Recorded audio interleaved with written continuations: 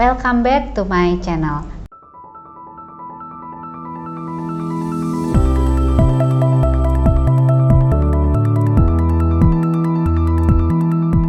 Teman-teman, kali ini masih saya ditemenin oleh Christine. Nah, hari ini saya mau tanya-tanya juga. Christine kan sekarang penghasilannya udah lumayan nih sejak join di AFC. Sebetulnya setelah join itu kan ada utang-utang yang sudah dilunasi. Nah, boleh tahu nggak sih sebetulnya cara-caranya tuh gimana sampai bisa melunasi hutang itu? Artinya dalam hal ini money manajemennya tuh gimana sih gitu kan, penghasilan udah besar nih gitu. Boleh diterangin? Ya, jadi gini, sebelum di AFC pun saya udah punya konsep mau beresin hutang.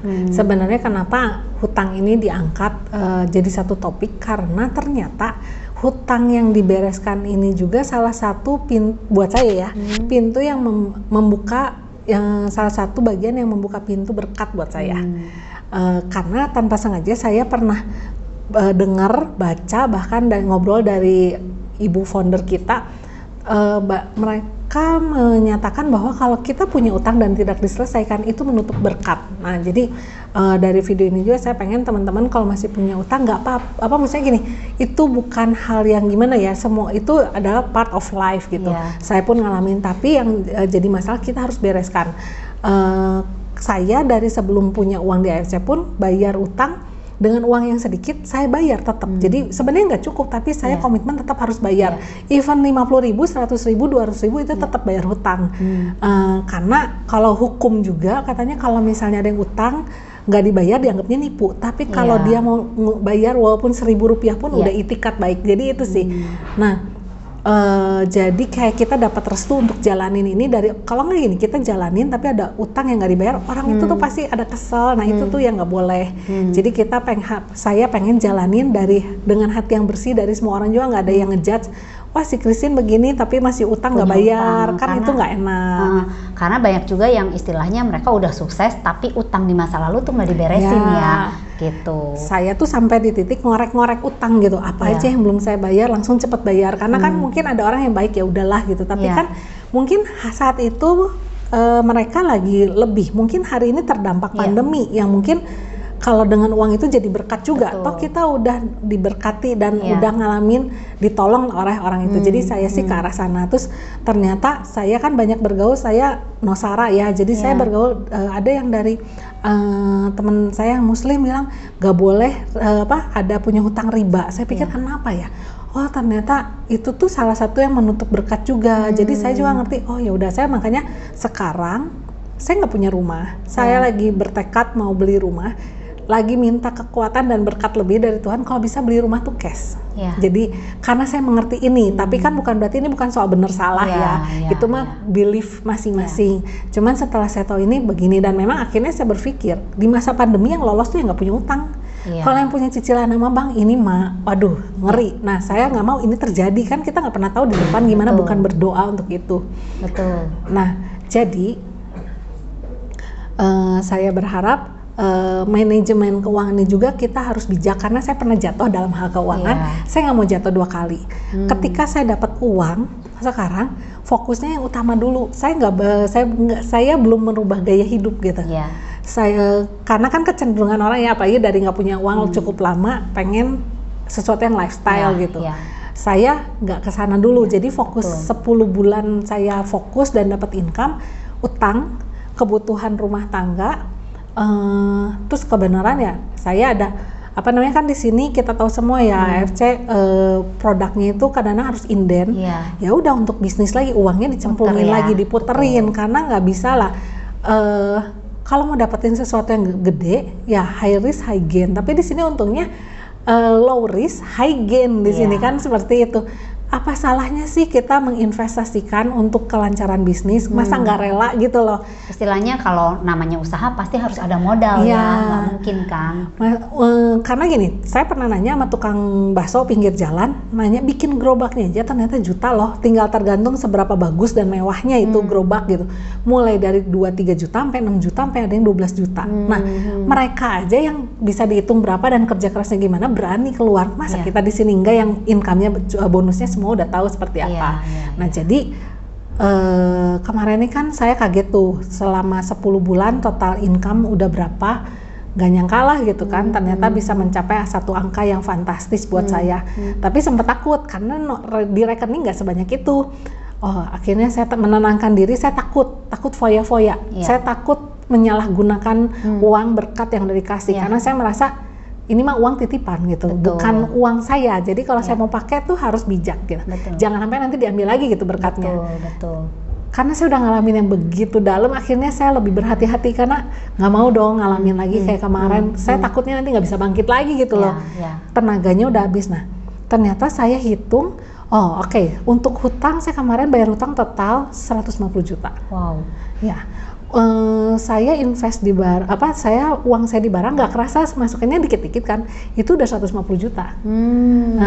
Jadi akhirnya ternyata kesini tenang, karena artinya saya tidak berfoya-foya, dan sisanya ya biaya hidup dari bulan udah dari November itu sampai hari ini. Jadi total biaya hidup ya sekian, ya udah sekian gitu. Jadi ya udah uangnya ke breakdown ke sana, dan itulah saya miss ya.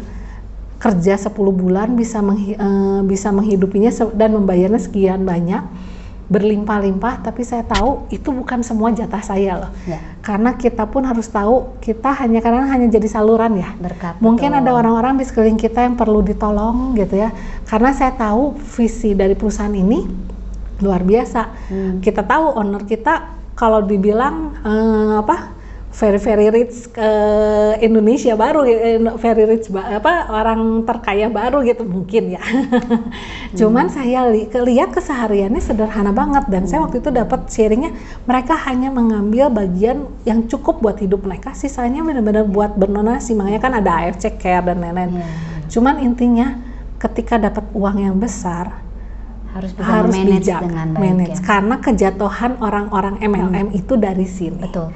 Jadi teman-teman, banyak banget sebetulnya mimpi mungkin yang dijual bahwa sukses itu harus dengan barang yang branded, mobil yang mewah, ya betul ya. Kemudian pencitraan ya, itu yang sering saya dengar gitu. Tapi pada kenyataannya ya mungkin memang betul sih, kita mendapatkan hasil yang lumayan ya Tin ya. Tapi harus memanage uang itu dengan baik, karena berapapun kita dapat gitu, kalau ketika kita nggak bisa setia dalam hal yang kecil, maka uang besar pun kita nggak bisa manage. Betul. Jadi artinya kita bisa memanage dari hal yang kecil, maka seberapa besar pun kita pasti bisa manage. Intinya itu ya Tin. Jadi bijaklah mengatur uang, jangan sampai istilahnya sekarang dapat foya-foya, hedonisme, akhirnya jatuh juga di situ ya gitu. Itu yang kita hindarkan. Jadi jangan sampai cuman untuk gaya-gayaan ya intinya.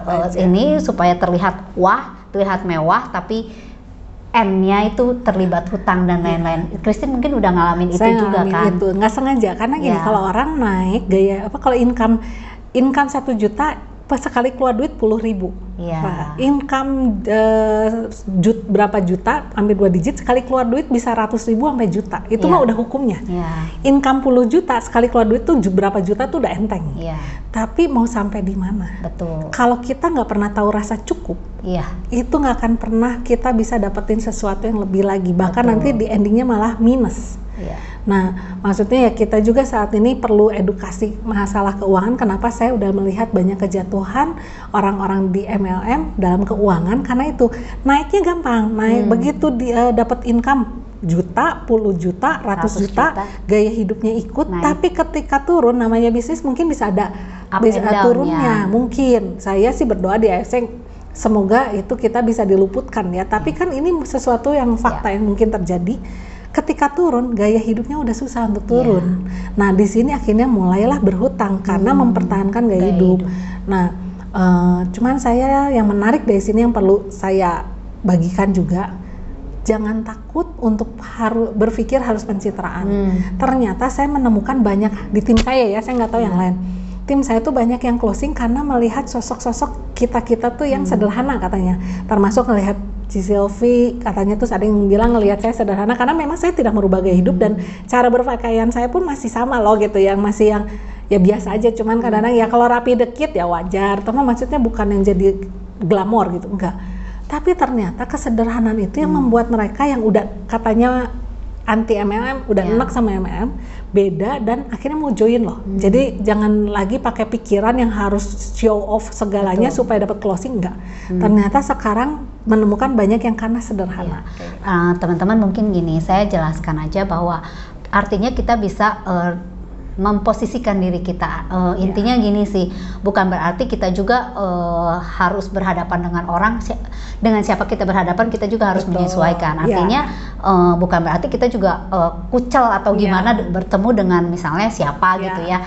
Artinya tetap kita memposisikan diri kita dengan siapa kita ketemu, dengan siapa kita bicara, tetap kita harus rapi, sopan dan lain-lain. Tapi ketika kita intinya kita bicara dengan orang-orang yang kalangan mungkin agak ke bawah pun kita bisa gitu. Artinya kita bisa masuk ke semua kalangan gitu kan. Jadi jangan terlalu juga istilahnya kita terlalu di atas kan nggak bisa masuk ke yang bawah.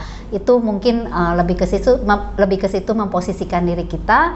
Artinya uang yang didapat juga jangan terlalu di foya-foya sampai kita nggak bisa manage, sampai pada akhirnya intinya bijak ngatur uang dan bisa investasi itu lebih bagus. Ya mungkin gitu aja ya.